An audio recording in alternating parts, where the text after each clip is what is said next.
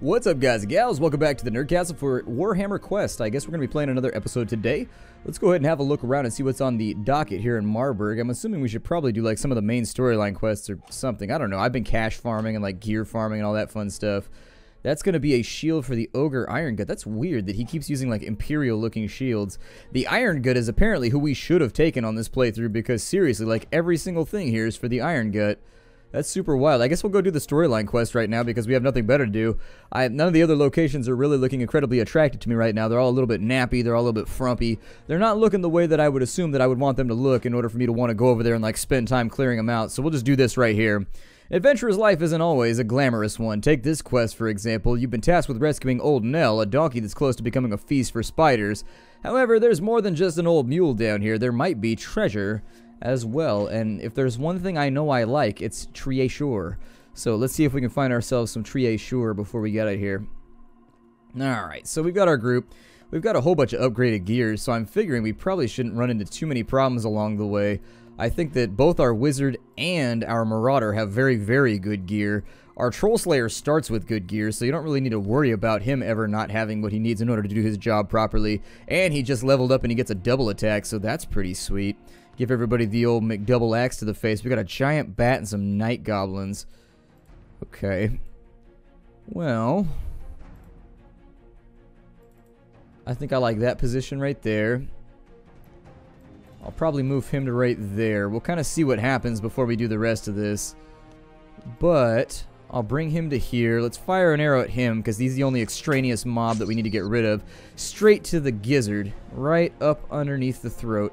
A good shot, to be sure. Bats are not actually like a really terrifying enemy in this game. If I can give my wizard some XP, I would prefer to actually do that. And so I'm going to try and have him focus fire a little bit and see what he can come up with. If he can't land any hits, he can't land any hits. But by and large, I want him to be like one of those disposable pop stars of the 90s. Just produce as many hits as you can, and then I'll kind of like throw you out the back of the hatchback or something once we're finished. Once our contract's done. Should have signed a better contract. Let's stab this guy right here. Oh, good. He got death blow. Awesome. So he's actually getting himself real close. In fact, I think what I might try and do, let's shadow dagger him. There we go. Our wizard is leveling up on this map. We got small bandages, bad loot for a bad fight. That was a very, very simple fight, so I didn't expect much out of it. Every now and again, though, you get, like, epic loot out of these fights. That's the part that's, like, really, really hard to describe, is occasionally you'll kill, like, a random snotling, and he'll drop the most magical piece of gear in all of, like, Reichland, and you'll be like, oh my god!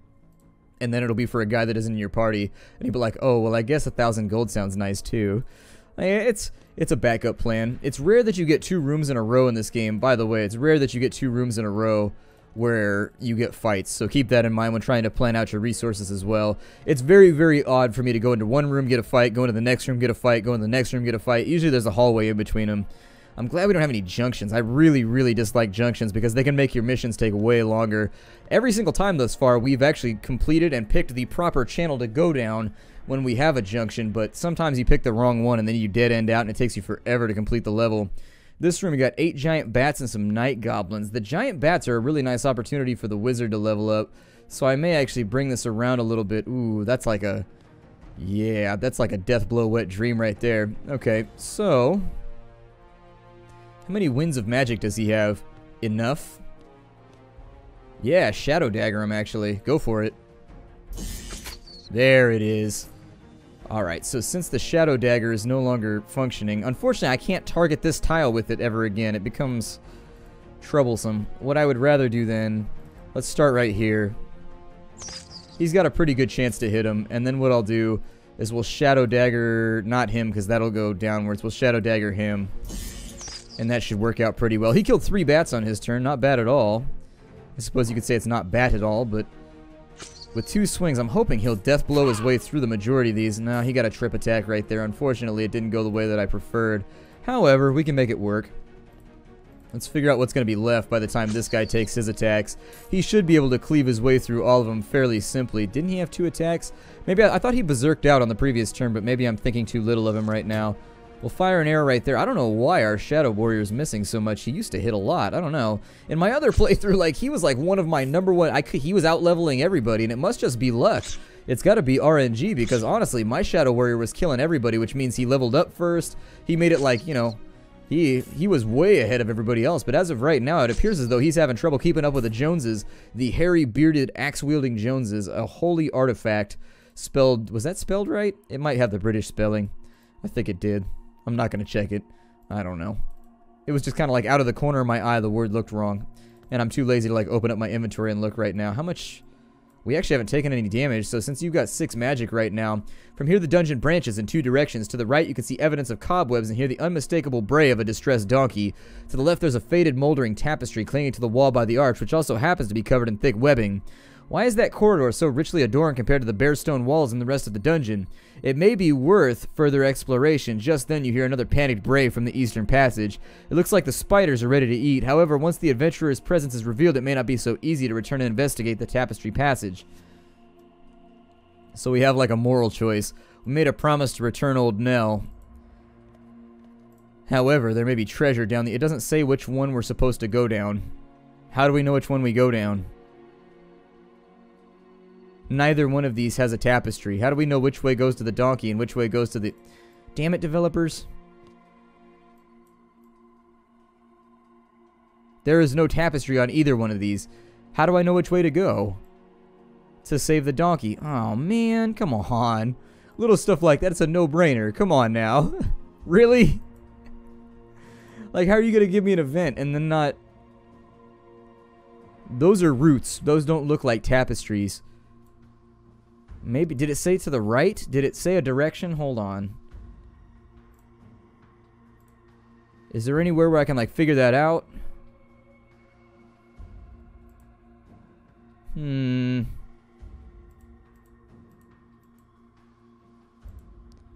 I'm gonna go up, since I have no other way to know.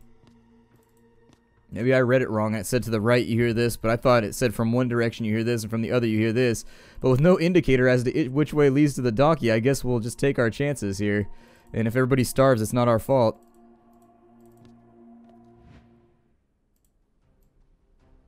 Looks like we've got a Spider Queen over here, so I think we picked the right direction. Are Spider Queens hardcore? I don't know how this works here. I'm going to put the Troll Slayer right here. Maybe we'll get a couple hacks in on it. There's a 7.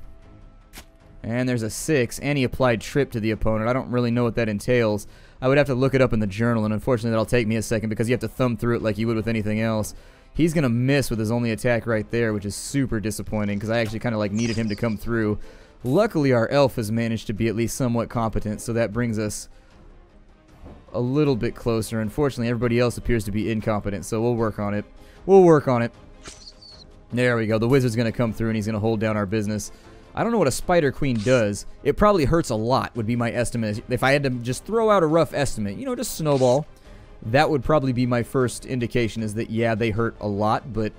Oh, good, they didn't web our Troll Slayer. I would have webbed the Troll Slayer if I was playing the AI right now because that would 100% be the opportunity you're looking for. However, I'm going to use the gray college hat real fast.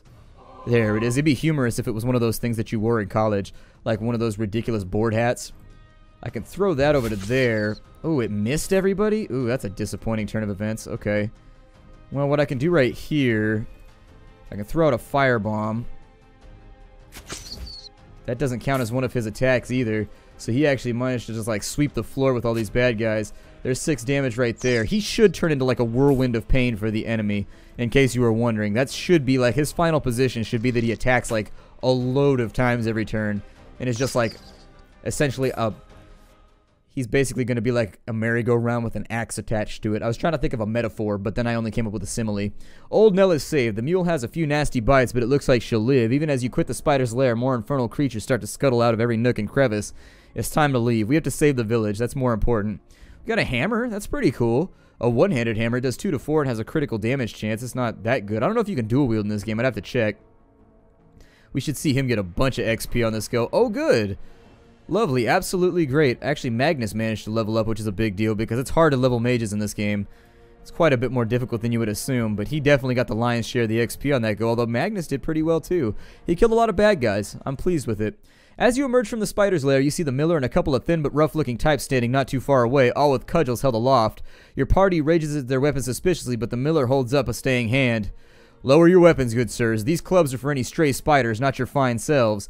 Good, he gave us a compliment. I have been working on my glutes lately, so I like it when people notice. With that, he spies the donkey and strolls over.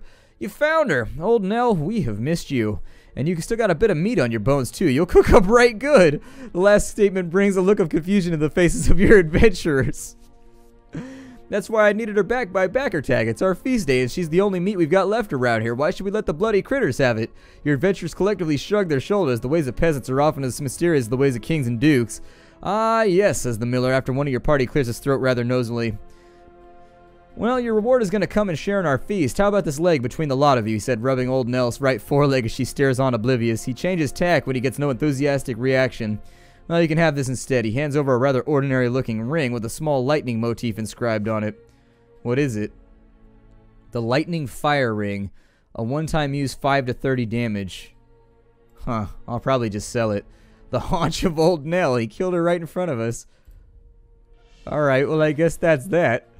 I suppose that's the thing we're going to hold on to. We got a little bit of time left in this episode, so obviously I think we can get away with going after some kind of, I don't know, adventure or loot or something. I'm probably just going to sell the ring because I really don't see any point like sitting around and keeping it. One-use items in general are not that useful. At least I don't consider them to be so I tend to get rid of them. One of the big rules, one of the big giant rules of Warhammer Quest when I used to play is that you always went with stuff that was reusable because they were by far a lot rarer. You didn't see them quite as often. I think you can dual wield in this game, but I think I'm just going to get rid of it because everybody else is dealing more than 2 to 4 damage anyways, and that means it's going to clank around in our inventory for a while before I can do anything with it. The Lightning Fire Ring. That's kind of like one of those backup weapons, to be honest. It's one of those weapons you keep just in case you dig yourself in way too deep at some point and you need to like one-shot a boss. It's one of those items. It's a holdout item. I guess what I could do is I could hold on to it just in case we need it later on, but if we need the money, we can still sell it at any given time. Getting rid of it early seems like a bit of a waste, so what I'll do is we'll put it on our wizard since he's so often in the back lines anyways with nothing to do. And so we'll throw that in there right now. They don't bind or anything like that, so you don't have to worry about it. The Staff of Volans is actually not so overpowered. I might give it to him. It decreases his spell cost by 1. The rest of these are really, really overpowered, so I would say to stay away. But actually, I remember looking at it and being like, okay, well, that's not overpowered. You can put that on from the beginning, and it's just like a nice little item. Since there's not many staves in this game anyways that you're going to come across, so we'll equip that one. But yeah, I think you can only equip that right there, but you can only have one given item of a particular type before you can do anything else or something like that. I don't know, it's weird. We'll give him a healing potion to take up that extra slot right there. Our wizard is looking really, really well endowed at the moment.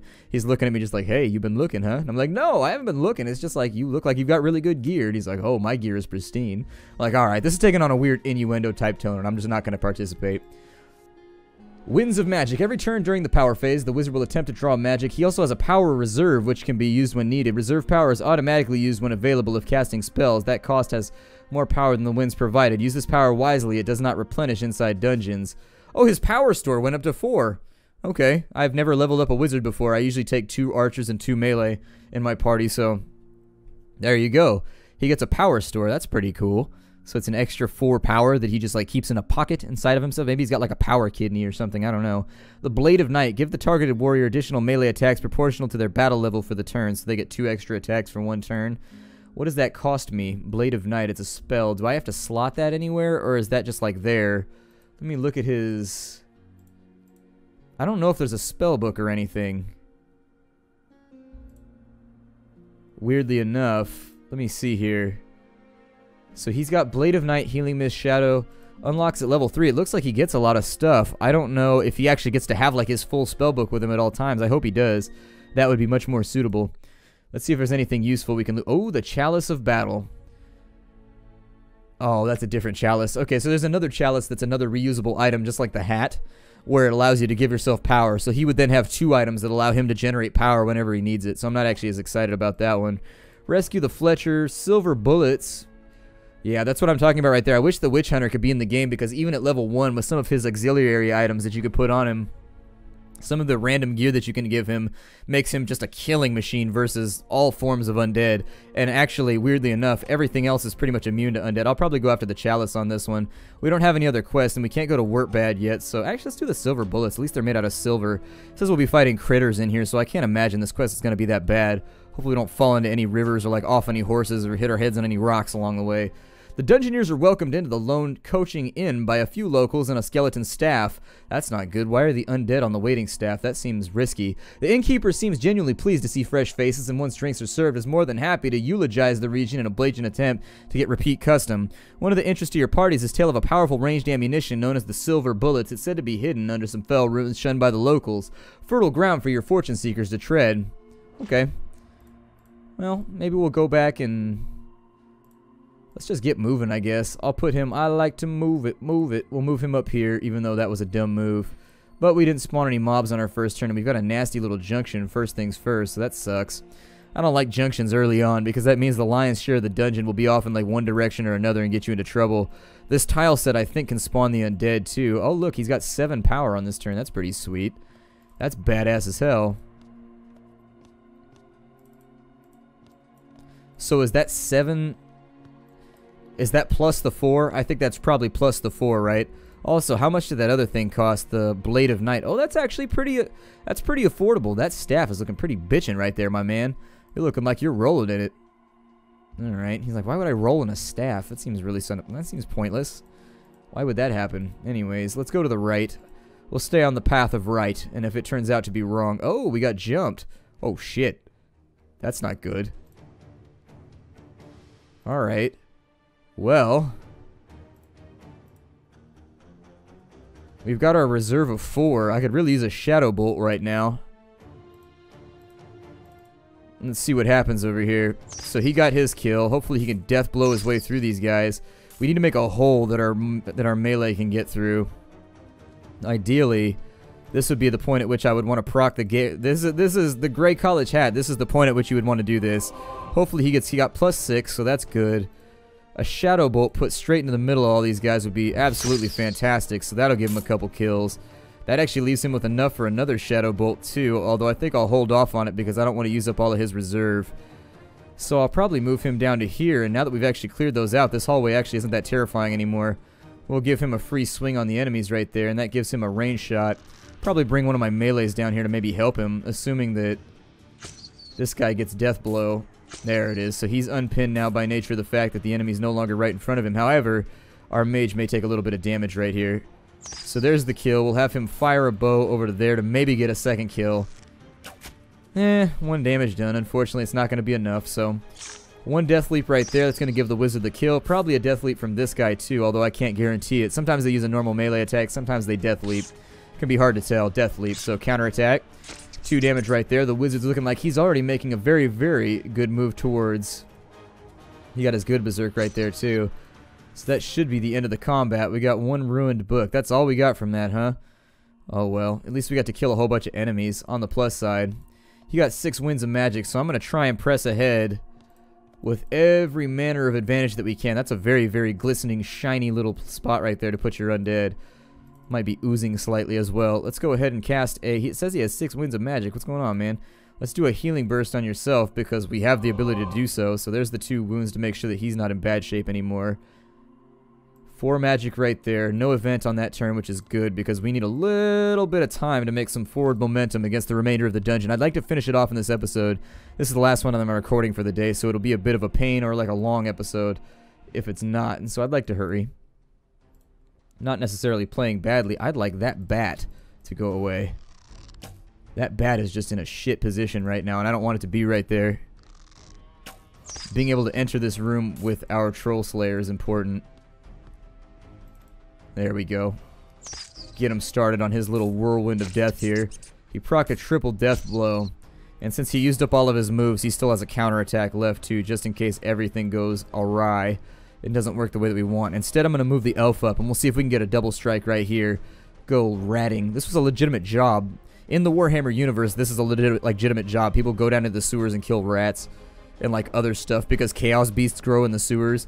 They're called tunnel rats or something like that. They talk about them in...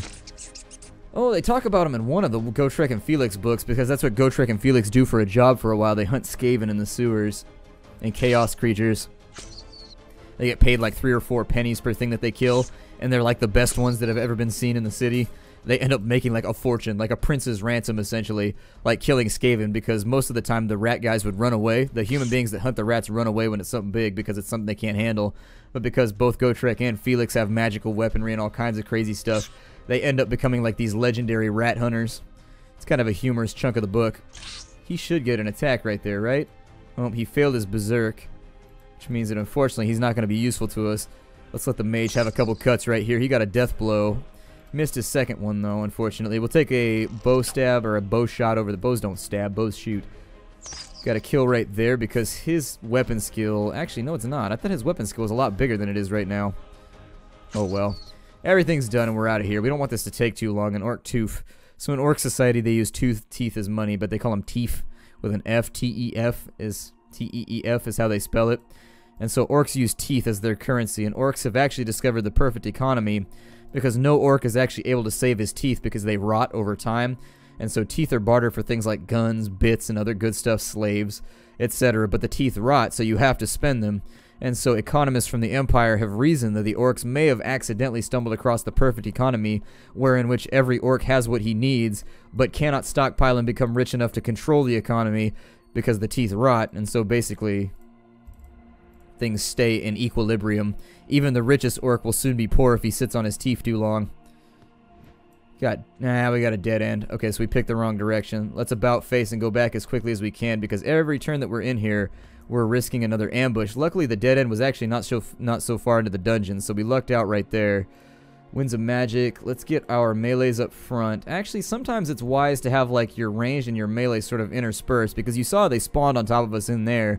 That would have been a really, really nasty fight, other than the fact that we got a really, really good Winds of Power proc on that turn that allowed us to clear everybody out. We also got a couple death blows that cleared it out for us. But that's one of the spawns right there that I was talking about that can get you into a huge amount of trouble if it happens at the wrong time. Assume we were fighting a boss when that had happened.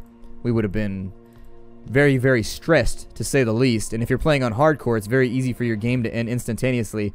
I will say that we've had a very easy game thus far, by comparison to the RNG that I've had in other playthroughs where I just keep getting like zombie spawns and things like that. I think the rule of thumb that I would give you is don't mess around. So there's a bunch of spiders and a bunch of other guys. He failed. Let's go ahead and get started.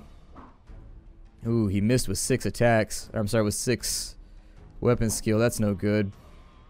Ooh. This next turn could get really, really bad for us right now. This next turn could get like insanely bad. Let's get started, I guess. But if we can't clear out some of these enemies... He's trying to get rid of the spiders, because what's going to happen is they could potentially web us to death.